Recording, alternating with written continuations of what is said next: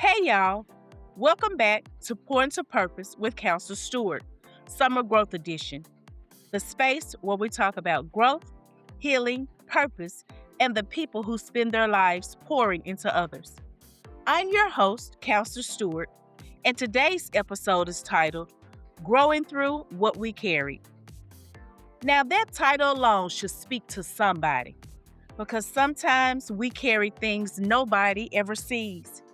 We carry students in our minds after the school day is over. We carry families in our hearts after the meeting is over. We carry responsibilities that were never written in our job description. We carry worry, pressure, guilt. We carry the emotional weight of wanting everybody to be okay. And if you're a teacher, counselor, administrator, parent, mentor, or leader, then you know exactly what I mean. Because caring work is beautiful, but caring work can also be heavy. Today, we're talking about the emotional weight educators, parents, and leaders carry every day. We're going to talk about invisible emotional labor, compassion fatigue, carrying students and families mentally, and learning how to release guilt. Because growth is not just about what we accomplish. Sometimes growth is about learning what we cannot keep carrying. One thing we don't talk about enough is this. Some of the heaviest things we carry cannot be seen. As I've said before, people can see the superficial parts of our job, the meetings, the school events, the emails, the notes home. But they do not always see the emotional labor behind the work. They do not see the teacher who is worried about a student who came to school quiet again. They don't see the counselor thinking about a child's home situation long after dismissal. They don't see the administrator trying to make decisions that protect students, support staff, and still keep the school moving forward. They do not see the parent who is exhausted but still trying to show up with love. And sometimes, because people cannot see what we carry, they assume it is not heavy, but it is. Invisible labor is still labor. Some of the heaviest things we carry in our hearts. We carry the stories we heard but could not fix. We carry the students we worried about after they left our care. We carry the moments when we gave all we had and still wondered if it was enough. And sometimes, before we can release any of it, we have to first name it. We have to be honest enough to say, this has been heavy. Not because we are weak, but because we are human. One of the hardest things for a pourer to admit is this. Sometimes caring people get tired of caring so hard. And that does not mean we do not love what we do. It does not mean we do not care about our students, our families, our schools, or our communities. It means we have poured out so much emotionally that we are running low ourselves. That is compassion fatigue. It is what happens when your heart has been exposed to so much pain, so many needs, so many crises, so many responsibilities that you begin to feel emotionally drained. You may still be showing up. You may still be doing the work, still smiling. You may even be still answering the phone, responding to emails, helping students, supporting teachers, and encouraging families. But inside, you are tired, deeply tired. Tired in places people cannot see.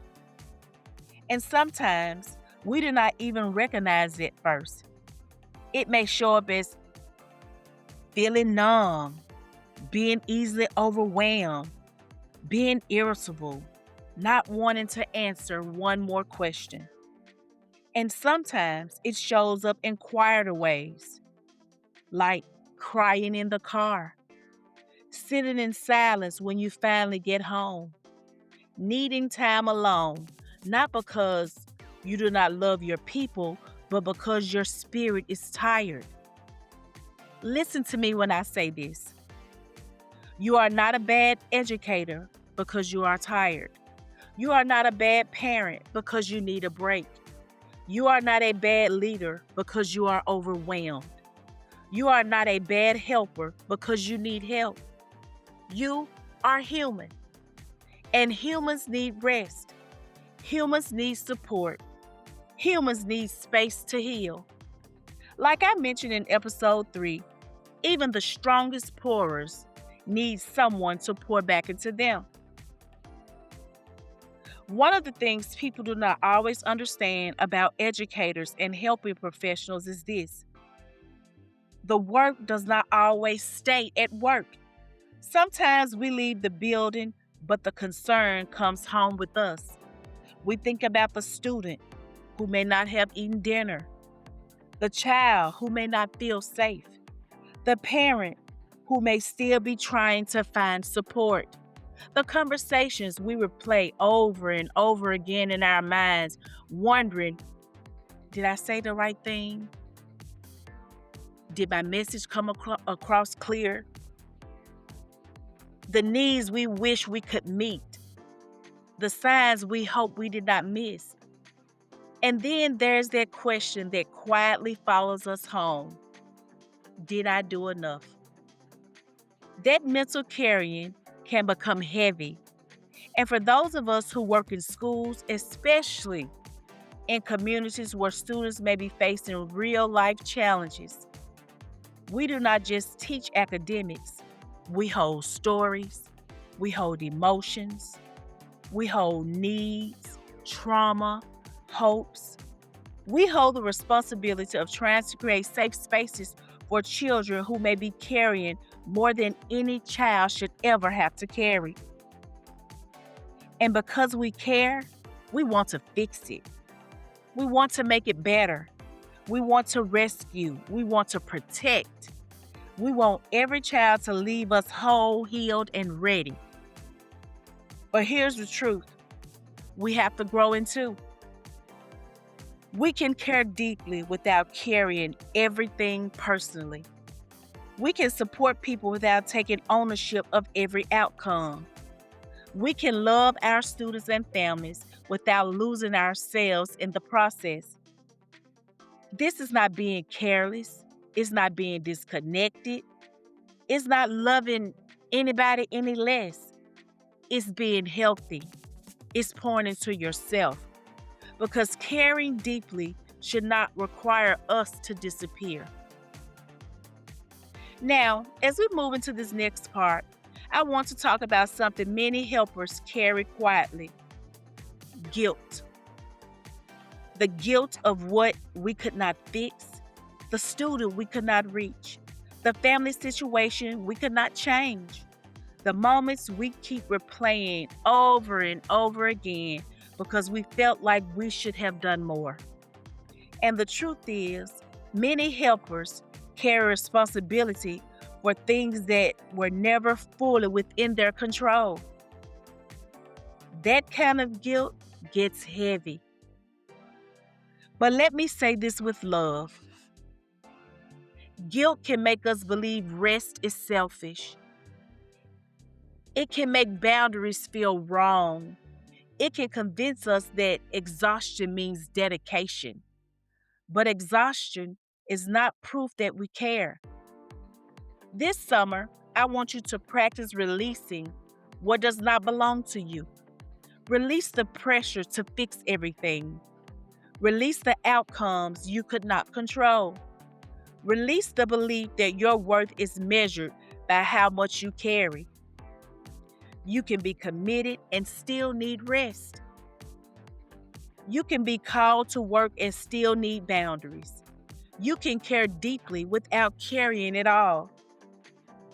And my friends, that right there, that is growth.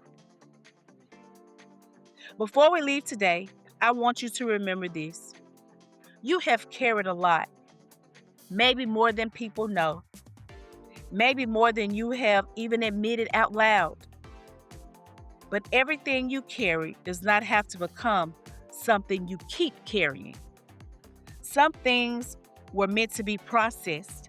Some things were meant to be released. Some things were meant to teach you. Some things were meant to remind you that you need support too. And some things were never yours to hold forever.